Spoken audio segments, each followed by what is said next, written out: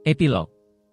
Meski begitu, setelah itu, Ichigo berhasil melindungi Luna dari jalan pegunungan dan bisa mengantarnya kembali ke apartemennya dengan selamat. Karena ketidakhadiran Luna tanpa alasan, Ichigo langsung menyuruhnya untuk membuat alasan sakit ke sekolah, dan semuanya akan baik-baik saja. Adapun waktu yang hilang, dia memberitahu mereka bahwa dia sakit ketika bangun di pagi hari, jadi dia minum obatnya dan langsung tertidur, mengakibatkan keterlambatan laporan panggilan. Untungnya pihak sekolah tampaknya khawatir bahwa Luna, salah satu siswa teladan mereka, tidak datang ke sekolah, sehingga mereka lega mendengar kabar darinya dan tidak menindaklanjuti masalah ini lebih jauh. Ichigo memutuskan untuk tinggal bersama Luna di rumahnya selama beberapa jam lagi sampai dia benar-benar tenang. Akibatnya, ia harus kembali ke rumah pada malam hari. Dengan kata lain, sejauh menyangkut pekerjaan, ia cuti seharian. Baiklah kalau begitu. Waktu sudah menjelang malam. Di depan kamar Luna, Ichigo mengucapkan selamat tinggal. Terima kasih banyak untuk hari ini, Kugiyama-san, ujar Luna sambil berdiri di ambang pintu, menundukkan kepalanya dalam-dalam. Seperti yang Ichigo pikirkan, suasananya tidak sepolos dan ceria seperti kemarin. Dia menarik batas yang tepat dan mengambil sikap hormat yang biasanya dimiliki orang terhadap orang dewasa. Sampai jumpa lagi, jika ada kesempatan. Ya. Mendengar ini, Ichigo merasa sedikit sedih. Tapi dia menepak kepalanya sendiri karena memiliki perasaan seperti itu, dan meninggalkannya. Saat meninggalkan apartemen dan meletakkan tangannya di pintu pengemudi mobil yang diparkir, Ichigo melihat ke jendela kamar Luna. Lebih baik begini. Ya, memang lebih baik begini. Gumamnya pada siapapun. Tidak, bukan pada siapapun, tapi pada dirinya sendiri. Ichigo masuk ke dalam mobil. Beberapa hari telah berlalu sejak kejadian itu, dan Ichigo belum mendengar kabar dari Luna atau melakukan kontak dengannya. Kehidupan sehari-harinya kembali seperti semula. Di pagi hari, ia pergi ke tempat kerjanya, sebuah department store besar yang ia kelola, dan kembali ke rumah setelah bekerja sampai malam tiba. Ia menerima konsultasi dari staf toko tentang area penjualan, produk, dan isi pekerjaan, dan memberi mereka saran yang akurat tentang cara memecahkan masalah.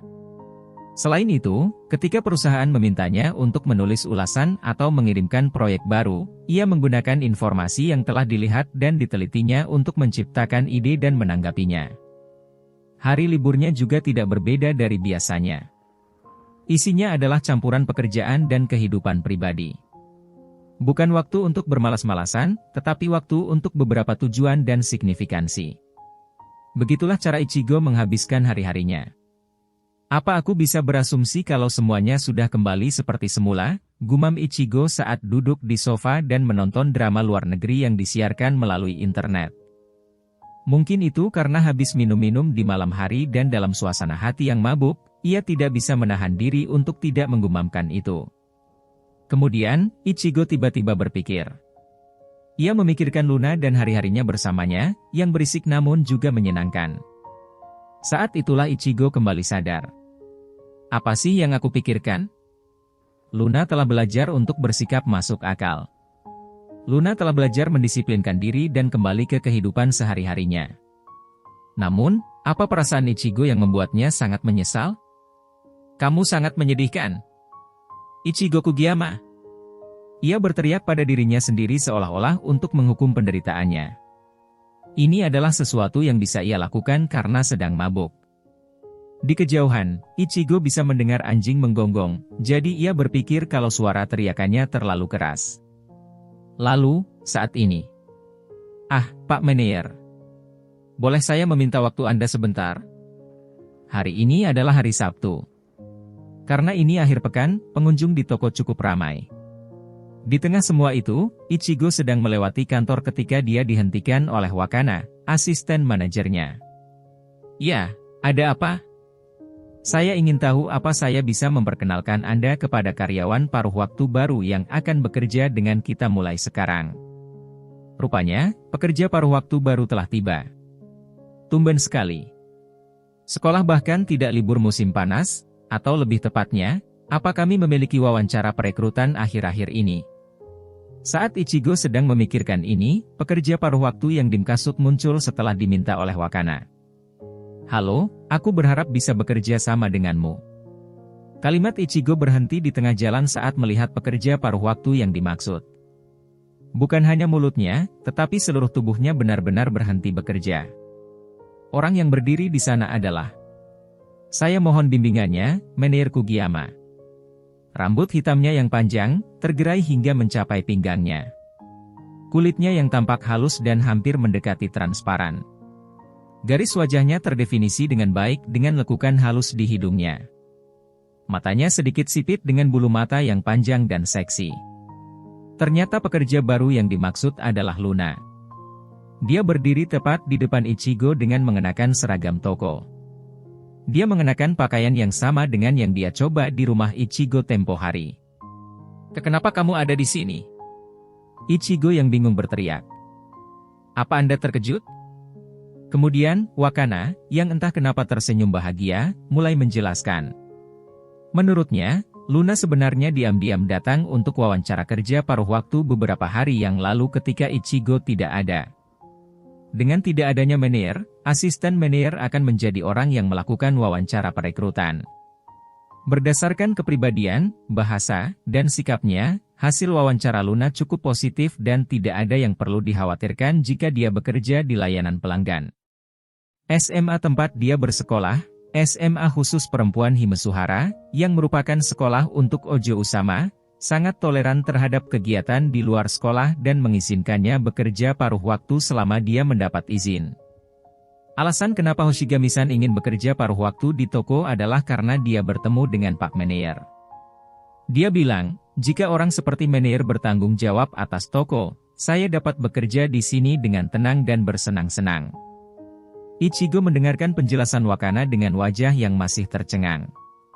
"Hahaha.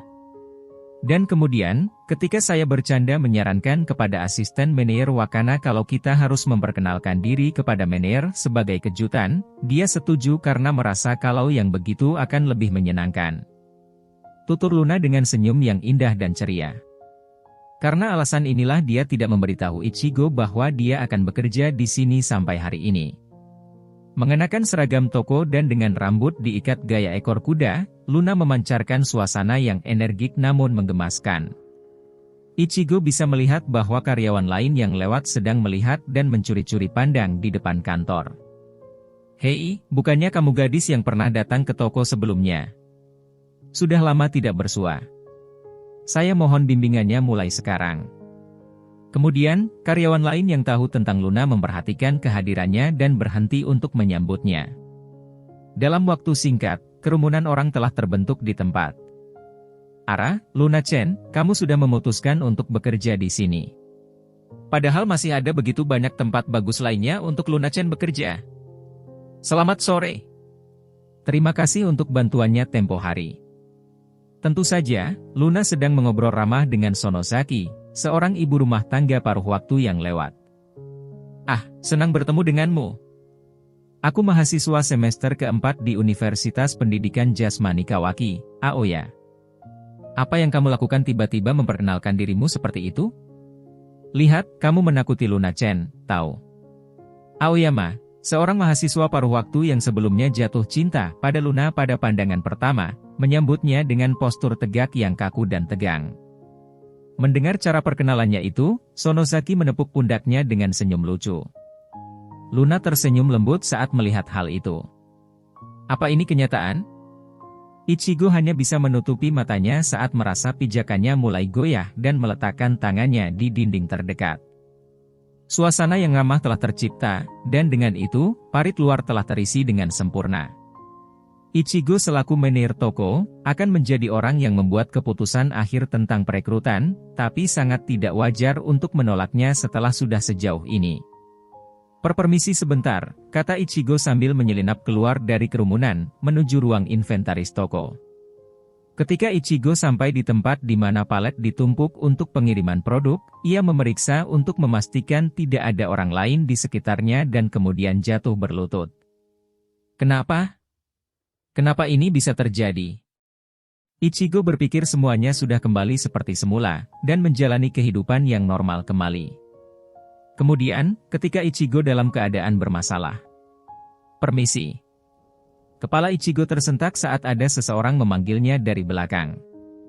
Dan di sana, ada Luna yang berdiri. Lama tidak ketemu, Ichi.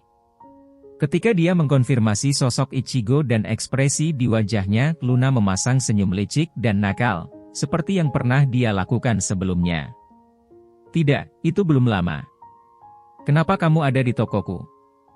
Ichi, aku minta maaf. Senyum di wajahnya berubah menjadi ekspresi yang sedikit sedih. Aku tahu kalau semua yang Ichi katakan memang benar, dan tentu saja, itu bisa membuat Ichi mendapat masalah. Selain itu, kamu mengatakannya demi aku. Aku tahu semua itu. Jika kamu mengetahui hal itu, lantas mengapa? Aku tahu tapi aku tidak bisa menghentikannya. Maaf, tambah Luna. Tapi, aku menyukai Ichi.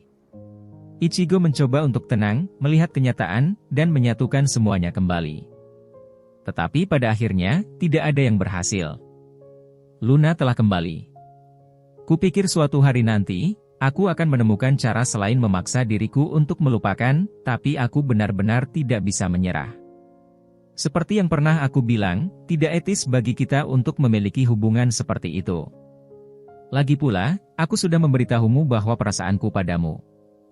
Aku tahu Ichi kalau melihat bayangan ibuku dalam diriku. Saat itu, Ichigo mengira kata-kata itu akan menyakiti Luna. Dia tahu itu dan masih berani mengatakannya. Akan tetapi, Luna, untuk saat ini, tidak apa-apa. Kata Luna. Pada waktunya, aku pasti akan membuatmu mencintaiku apa adanya, aku bersumpah. Dia menjadi lebih agresif dari sebelumnya. Ichigo penasaran apa ia justru menyalakan api dari arah yang berlawanan. Jalan pemikirannya dipercepat. Alih-alih menjauhkan dirinya, dia semakin mendekat. Ichigo mau tak mau jadi kebingungan. Seorang gadis, yang penampilannya sama persis dengan cinta pertamanya, menyukainya dan melakukan pendekatan yang penuh agresif. Mungkin itu adalah situasi yang membuat semua orang iri. Tapi apa yang akan menunggunya hanyalah jalan kehancuran yang tidak bermoral. Ichi. Lalu, Luna bergegas mendekati Ichigo yang dalam keadaan bingung dan tidak bisa berpikir jernih. Hah? Ichigo tidak bisa bereaksi dengan baik terhadap situasi yang tiba-tiba. Awalnya, jarak mereka tidak terlalu jauh. Semuanya terjadi dalam waktu kurang dari 1 detik. Luna berlari mendekati Ichigo secepat yang dia bisa, dan mendekatkan wajahnya ke wajahnya. Bibirnya menyentuh bibir Ichigo. Dalam sekejap, indera perasa Ichigo terasa tumpul dan dilumuri dengan semua yang dia tawarkan. Aroma Luna, aroma parfum jeruk segar, menodai indera penciumannya. Bibir yang bersentuhan, telapak tangan di dadanya, rambut hitam yang menyentuh pipinya. Perasaan itu semua memenuhi seluruh tubuhnya. Sesaat setelah mereka bersentuhan, dia mengeluarkan napas sesaat, suara tipis seperti hembusan napas. Semua suara di dunia telah menghilang, dan hanya itu, mendominasi pendengarannya dan menahan diri selamanya di gendang telinganya. Sesaat waktu, yang terasa seperti berlangsung selamanya, kembali normal. Luna perlahan-lahan menjauhkan tubuhnya. Kemudian, dia menatap lurus ke arah Ichigo yang masih linglung. Matanya tampak basah, dan pipinya memerah. Ichigo bisa merasakan bahwa emosi dan pikiran yang selama ini Luna simpan dan tekan meluap dan tidak bisa dihentikan. Mereka sedang bekerja. Di bagian belakang toko tempat Ichigo menjadi manajernya. Seseorang mungkin melihat mereka. Bahkan, tidak mengherankan jika mereka memergokinya. Tetap saja, dalam keadaan seperti itu, mereka berdua, yang saling menempelkan bibir, hanya bisa saling berhadapan selamanya, seolah-olah waktu telah berhenti. Rupanya, kehidupan Kugiyama Ichigo akan terus diombang-ambingkan oleh musuh tangguh yaitu cinta pertamanya yang kedua, di mana mereka berdua takkan pernah bersatu.